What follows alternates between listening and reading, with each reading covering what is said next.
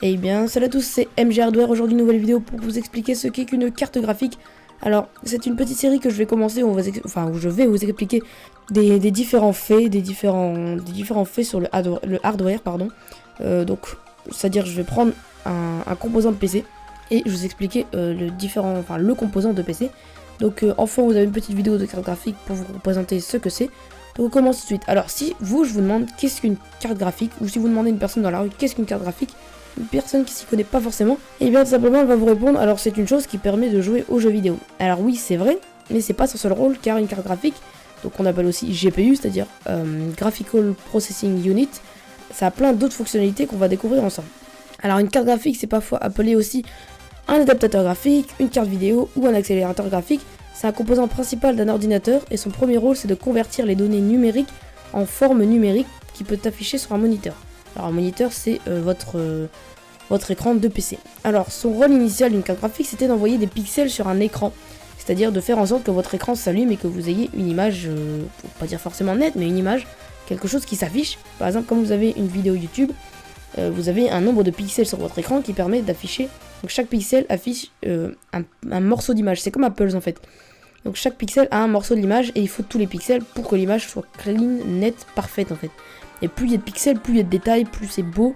Et ça veut dire que, imaginons, il y a 10 milliards de pixels, ce qui est énorme.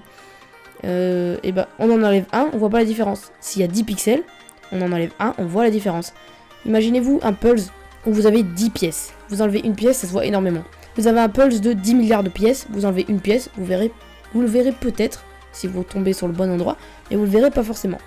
Donc le rôle initial, comme je disais, c'est d'envoyer les pixels à l'écran, ainsi qu'une variété de simples manipulations graphiques. Donc ça a aidé à envoyer des blocs en mouvement, comme le curseur de la souris par exemple. Donc vous bougez votre souris et les pixels doivent l'afficher. Donc c'est pas juste une souris qui est à l'intérieur, ça doit vraiment l'afficher.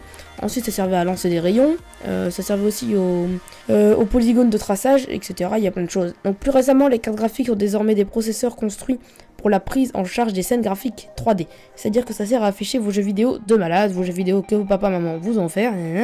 Alors une carte graphique se compose généralement de plusieurs éléments, comme une unité de traitement graphique, donc ça c'est le GPU dont je vous ai parlé au-dessus, ce qui, je le rappelle, veut dire Graphical Processing Unit.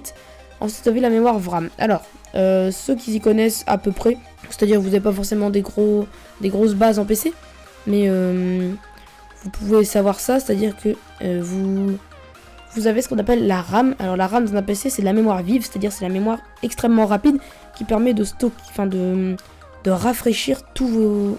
Comment expliquer ça? C'est hyper dur à expliquer. Ça permet en gros de rafraîchir l'ordinateur. C'est-à-dire que quand vous éteignez votre PC, votre RAM se remet à zéro.